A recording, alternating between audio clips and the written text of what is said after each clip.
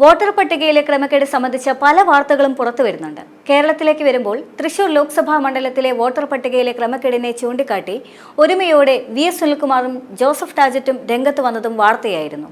എന്നാൽ ഇതിനെല്ലാം മുൻപ് വോട്ടർ പട്ടികയിലെ ക്രമക്കേടുകൾ വെളിച്ചത്ത് കൊണ്ടുവരാൻ 6 വർഷങ്ങൾക്ക് മുൻപ് വിജയകരമായി നടപ്പാക്കിയ ഒരു MP ഉണ്ട് കേരളത്തിൽ. ആറ്റിങ്ങലിൽ നിന്ന് കഴിഞ്ഞ 2 തവണ തെരഞ്ഞെടുക്കപ്പെട്ട അടൂർ പ്രകാശ്.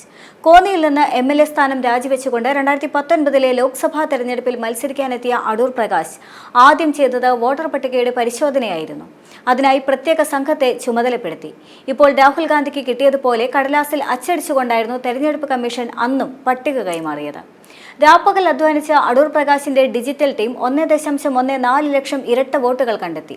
ചിലർക്ക് 3ഉം 4ഉം സ്ഥലങ്ങളിൽ വോട്ടുകൾ കണ്ടെത്തിയെന്ന് അടൂർ പ്രകാശ് തന്നെ പറഞ്ഞു. പട്ടിക പ്രകാരം മുഖ്യ തെരഞ്ഞെടുപ്പ് ഓഫീസർക്കും കളക്ടർക്കും പരാതി നൽകിയെങ്കിലും നടപടിയൊന്നും ഉണ്ടായില്ല.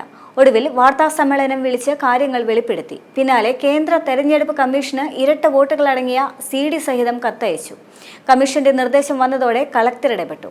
ഇരട്ട വോട്ടുകാരുടെ പട്ടിക തെരഞ്ഞെടുപ്പ് കമ്മീഷൻ പ്രത്യേകം തയ്യാറാക്കി ബൂത്തുകൾക്ക് മുന്നറിയിപ്പ് നൽകി. അങ്ങനെ 52,000 ഇരട്ട വോട്ടുകൾ പോൾ ചെയ്യുന്നത് തടയാനായി.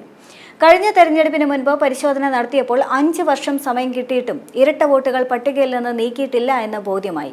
പുതിയ ഇരട്ട വോട്ടുകൾ കൂടി ചേർന്നപ്പോൾ ആകെ 1.64 ലക്ഷം വോട്ടുകളായി. സംസ്ഥാന സർക്കാരിന് കീഴിലെ ഭരണാനുകൂല സർവീസ് സംഘടനകളാണ് ഈ ഇരട്ട വോട്ട് ചേർക്കലിന് എല്ലാ ഒത്താശയും ചെയ്യുന്നതെന്നാണ് കണ്ടെത്തിയത്. ആരോപണം ശക്തമാക്കിയപ്പോൾ പട്ടികയിൽ നിന്ന് മരിച്ചവരെ മാത്രം ഒഴിവാക്കി. ബാക്കിയുള്ള ഇരട്ട വോട്ടുകൾ പിന്നെയും അതേപടി തുടർന്നു. ഒടുവിൽ മറ്റു മാർഗമില്ലാതെ വന്നപ്പോൾ ഹൈക്കോടതിയെ സമീപിച്ചു. ആറ്റിങ്ങൽ ലോക്സഭാ മണ്ഡലത്തിലെ എല്ലാ ബൂത്തുകളിലും CCTV സ്ഥാപിക്കാൻ കോടതി നിർദ്ദേശിച്ചു. അങ്ങനെ ഇരട്ട വോട്ടുകൾ തടയാനായി. എന്നിട്ടും ഒരാളെത്തി 2 ബൂത്തുകളിലും വോട്ട് ചെയ്തു. ഒരു ബൂത്തിൽ അയാളുടെ പേര് കരുണാകരൻ എന്നും അടുത്ത ബൂത്തിൽ കുരുണാകരൻ എന്നായിരുന്നു അടൂർ പ്രകാശ് പറഞ്ഞത്. ഇപ്പോൾ UDF കൺവീനർ കൂടി ആയതിനാൽ വരുന്ന തദ്ദേശ നിയമസഭാ തെരഞ്ഞെടുപ്പുകളിൽ വോട്ടർ പട്ടിക പരിശോധന സംസ്ഥാന വ്യാപകമായി നടപ്പാക്കാൻ അടൂർ പ്രകാശിന് പദ്ധതിയുണ്ട്.